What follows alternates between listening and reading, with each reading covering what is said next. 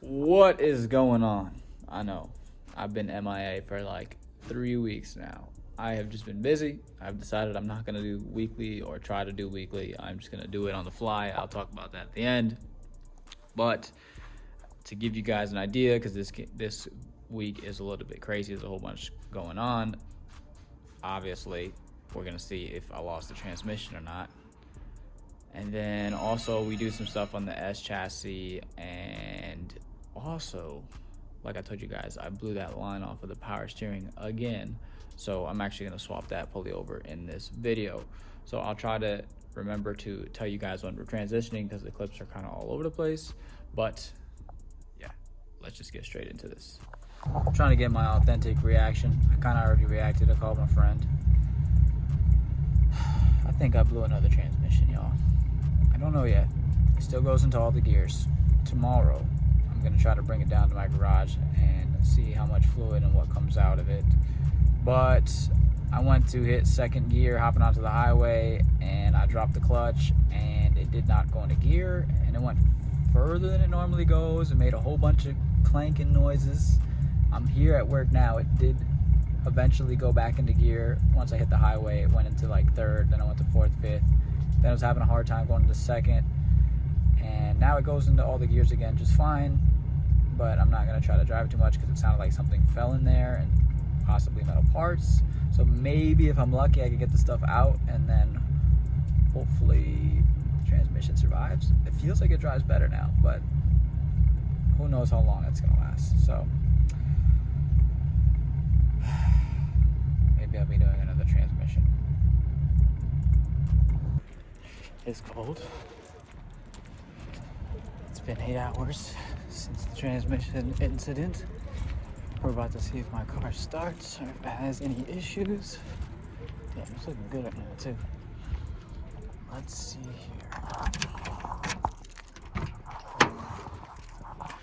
Let me put this jack.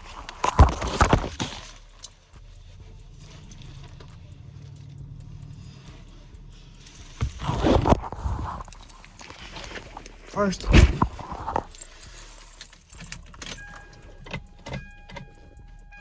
feels a little funky, but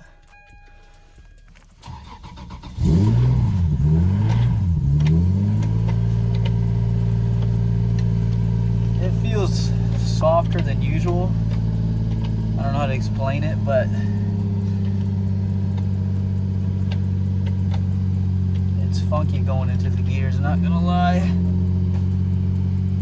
So I'm gonna let it warm up a little bit, and then I'm gonna drive it home. Hopefully it makes it with no hiccups. I'm not far from home. I'm probably like if I drove right now, by the time I got home, the car would be warmed up.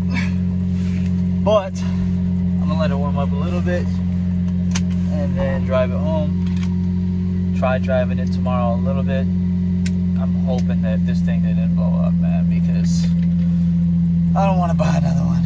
I will say, I feel like it's sitting differently than it normally does. Maybe something else broke? I don't know. Oh, hold on here. Yeah, okay, this is a good sign, y'all. All right. Okay, hold up, I'm gonna flip the camera. We got good news. Look what's broken. So it's not the actual transmission, it looks like. Although it did make all those funky noises, I think it's just this. That's a win. If it's just this, that's a win. That's why it feels soft. Now, I will say that this thing is about to snap off, which means I won't be able to drive my car, so I gotta order one of these ASAP. But I guess we'll see. I just made it home, but it broke. This is what I was talking about. Honestly, I left it in fourth and I made it home. I was able to launch in fourth, which I'm actually kind of surprised. But yeah, the new one's coming. So now I know. So, now, these are extra bolts. I got another one. It looks like, I'm not gonna lie, this one looks like it's a little more quality. The actual this piece, I didn't have to reuse the other one from the other shifter. This is the OEM one. I have one that came with the actual shifter, and it actually fit this time. So this is what we got now. I haven't tightened it down yet. This is the new one. It looks like the tolerances are a little better. This also came with Allen keys instead of the bolts like this one. So hopefully this one doesn't break. I'm gonna thread lock this one, but for now, we're just putting it on there so I can drive this thing. I've been driving it with this, yes, this and the nub. So I was making it work because I have to go to work. I had things to do. So now we have the new one. This was 50 bucks, Ali haha. This one took forever to come in. I would just try to plan ahead if you're gonna do some Ali haha stuff like this, but it does work. Finally, we can drive this car again. I also have dowels, so this time I'm probably gonna put some aluminum tape around these so that they don't come out, so like, you know, like this. I probably will take one out because it seems to want to shift better when one of these dowels is out, but that's subject to find out. I mean, let me put this on and get to driving and see how it goes. Put all this stuff in. Thread lock these with some blue thread locker. So that's all set now. This is all tightened down. Try not to tighten it too much. So basically the way that this works is these bolts on the left over here, these actually don't really do anything other than lock the bolt in place. And the basic reasoning for that is because of the shake. These bolts will shake out. So those bolts are to prevent these nuts are to prevent these bolts from backing out on their own. That's what the thread locker is also for, but because it sees heat, sometimes the thread locker will not uphold. So we have two safety precautions, which obviously they did not uphold last time, and that's why it broke in the first place, because it had play. And then from there, I was being lazy, didn't tighten it down, and the play basically put heat into this and allowed it to jiggle around, which gave me leverage to break that other piece like this. So this one feels a lot better. I'm gonna put the tape around this just to make sure that the dowels don't fall out, because I don't have to do anything for this. This is now going in reverse. It's going in first, second, third, all of that without any issues of play or anything like that. Oh, I dropped my keys, so I'll grab those in a second. Let me put that this thread locker. So I am satisfied. 50 bucks. I honestly might order the other one just for backup and have it on the ready, because it's really cheap.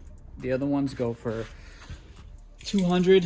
I think it's called Cube Smart or something like that. Not Cube Smart. I can't remember. Cube Shifter. But it's the same thing. Now, the only difference is that maybe the quality is better because they probably have a better QC and they probably expect their supplier to give them better quality.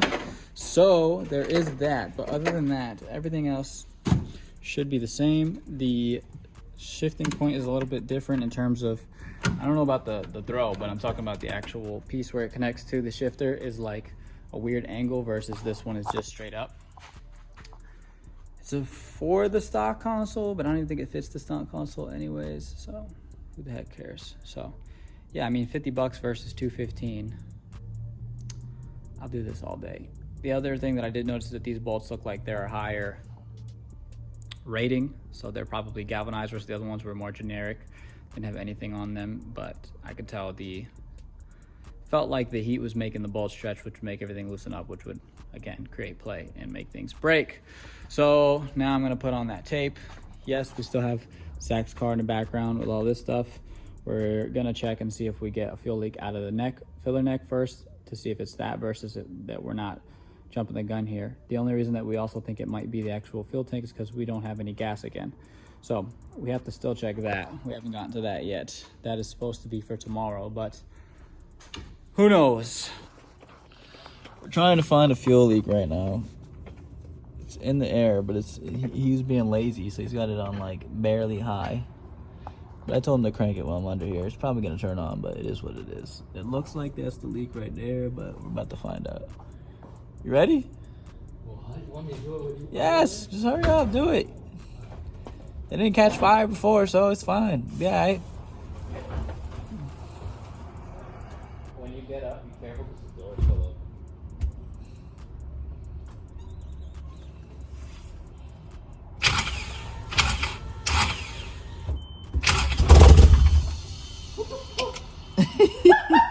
It's still cranking over. Fuck it, turn it on real quick. Nah, yeah. Go ahead, turn it on. It's not that bad. It's not loud. I thought it was gonna be loud. Just turn it on.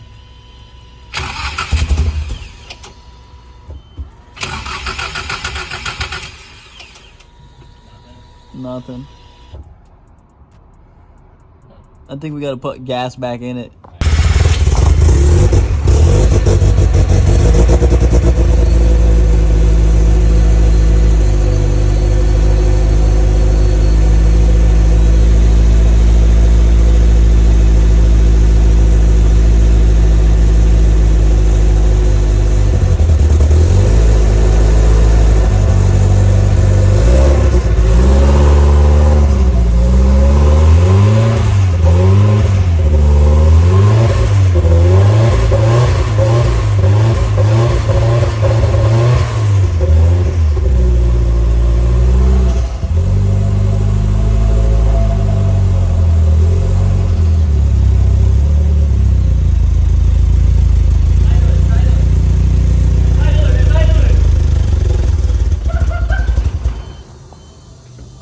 This guy, man. We're supposed to be looking for fuel leaks. He's over here worried about revving it, and Yo, what? I don't see no leaks still. I'm telling you, I think we gotta put fuel back in it. It's probably these hoses right up here, literally. Up top, there's too much pressure.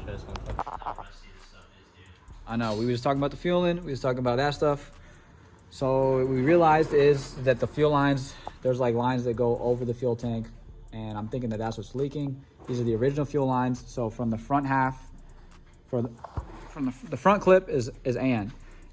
This back half is stock. So they're original lines, which means they're probably the rubber parts. Because honestly, the lines look clean. The underbody of the car looks really clean. There's like a chassis ding, but that's about it. Other than that, everything under here is really clean. This car's always been taken care of. It's been garaged. So the good news is everything's nice and crispy, but it means we have to drop the tank, which means we have to drop the subframe, which Zach has been doing all night. It's probably been like hour or so. He did it pretty quick. So that's all ready to come down. We're about to drop the subframe, and we're gonna leave it at that. You guys may be seeing this week, or you guys may be seeing this next week with other stuff that's happening this week. I know I've just been slacking. There's been a whole lot going on. So yes, that's where we're at. At some point, I may lower the car. I'm talking about the SC. I don't know yet because I am dinging a little bit in the rear where the exhaust is, but it's not too bad. But we're about to drop this subframe, and then we're gonna get back to this. So drive shaft fought us all the way through. Zach did not think to do it before he took the brakes off, so we couldn't hold the brakes to hold it. I didn't know he had an open diff, so obviously each wheel spun. We tried putting pry bars on both sides. Then we ended up just lowering the subframe a little bit and sticking the pry bar in between the drive shaft, and then we were able to keep the drive shaft still by sticking it in between here and the drive shaft. Finally, hold up, it was not easy. We didn't have the we burned ourselves out before we actually got to doing it. So finally it's all done, everything's all loose, and he's about to drop the subframe. So I forgot about the e-brake. His e-brakes are attached to his actual caliper. Now on the SC, they're actually attached to the wheel hub, which threw me off, but basically they're in between this upper control arm over here. This is the, I don't know if you call it the first or the second upper control arm, but it's one of the upper control arms. And so you had to take that off so that we could take that off. You could just taken it off the other way, but honestly this stuff is crusty and I didn't feel like fighting all that stuff. Or you could take off the brake line, but I didn't want that to leak everywhere. We're gonna have to bleed these brakes eventually anyways, but I still didn't want to deal with the mess. So now that's all off. The last thing that I'm worried about, there's 10 mils in there that are holding the line down so it doesn't go anywhere else. And also that block of wood that he left in there when we took this down. So we're gonna have to figure out something for that if it doesn't come down, but we'll find out in a moment. So that's what we're dealing with now, and then we should be good to go. Subframe's out. The one thing I did forget to mention, that he did already, was the speed sensor and the diff. But it's on the floor now, so now we can pull that out, and then we can start going after the fuel tank. I'm not too hot on these things just hanging, but you know, I'll tell him in a second, and whatever he decides, but you know, that's easy to roll. This subframe is actually not too heavy. It's not similar in terms of geometry to the SC1, but in terms of size and build, it's pretty similar. But yeah, so it's interesting. It's pretty cool to see. So that's where we're at. And yeah. All right, y'all. We're pouring more gas in. I'm pouring this time because he missed last time. I'll probably still miss because it's a lot, but the thing that we're looking for is to see where it's leaking from. I'm gonna prop y'all up and see if we see anything, but yeah, he's jumping the gun over here. He's about to pour it in right now. Okay, go ahead.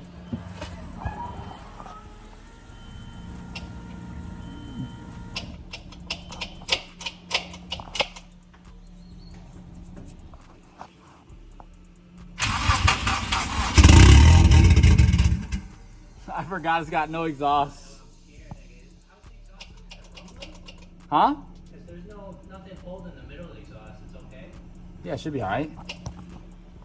Should just be hanging. It's just gonna jiggle around. It'll be good. Do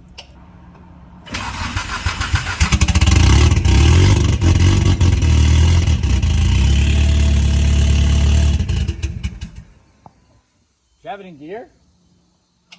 Yeah, it spun the transmission still. That's normal. It spun the drive shaft a little bit. Yeah, it made a noise. Yeah, because it spun the drive shaft. Why? Because it spins the transmission still in neutral. We found something. So where it's leaking from, I don't know. I believe it was after we started after we turned the car on. We just turned it on, as you guys heard. Oh, the other light died. Oh no, it's not. So yeah, it's leaking from the front of the tank. It's probably the top, but you know, it's coming out the front of the tank. So I don't know if that's the side or whatever, but we definitely have to drop it and see where it's coming from. These cars are prone to over-tightening on the brackets. It doesn't look like it's coming from the bracket side, so I think it might be one of the closest from the top, which sucks, but It is what it is. done. Alright. So we found out nothing yet. We're chasing after the S14 stuff again. The only thing that we know is that little leak. We don't know where it's coming from, so now at this point we try to look at the top where the filler, where the fuel pump goes into. Couldn't see anything from there, so at this point we're just going to drop the tank. Now when I say we, I mean Zach. I haven't been doing any work. I've been making him do it all. Granted, it's his car, it's not that crazy, but yeah, so that's where he's at right now. We're getting ready to take it out. He's undoing the filler neck and all of that stuff, and then we're gonna drop it and try to figure out where this stuff is leaking from.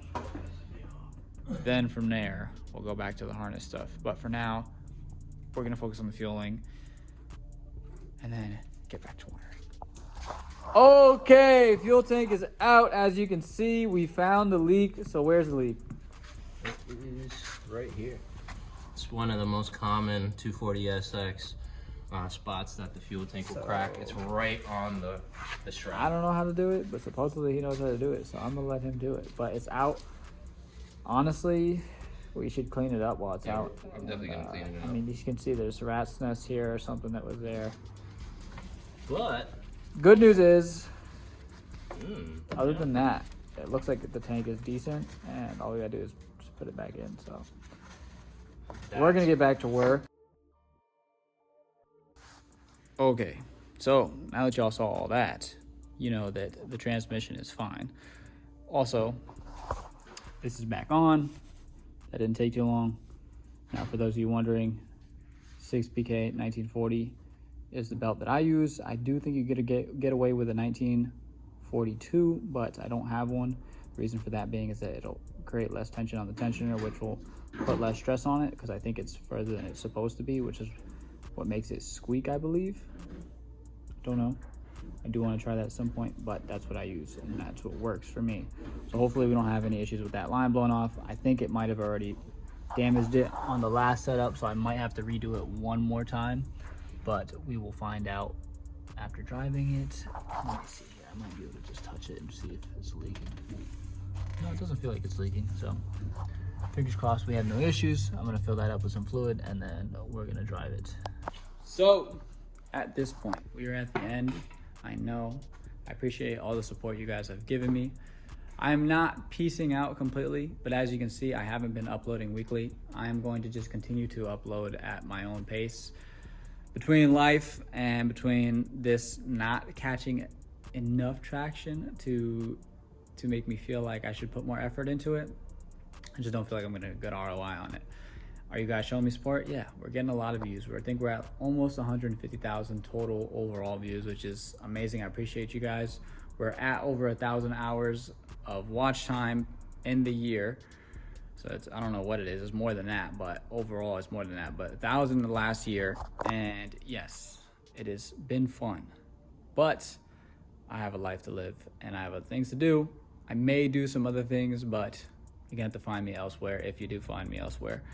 And yeah, it's probably not gonna be car related. Am I still gonna post all this stuff? Yes, I still want to document everything on this car. I still wanna do fun stuff in this car. I'm still going to document it. I just may do it in different ways. It may be more fun stuff all at once, but it'll be, either way, it's gonna be spread out. Or maybe I'll do documentations in between.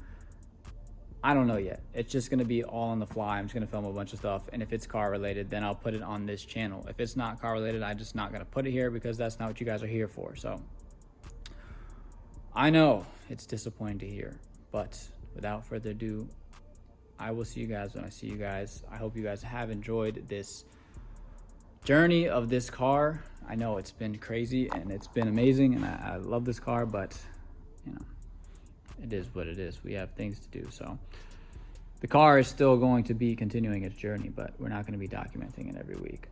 Out for this week, I know, whole lot of craziness, not too much detail. I apologize.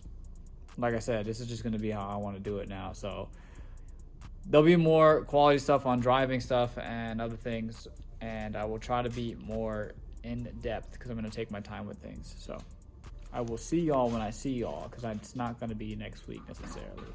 Later.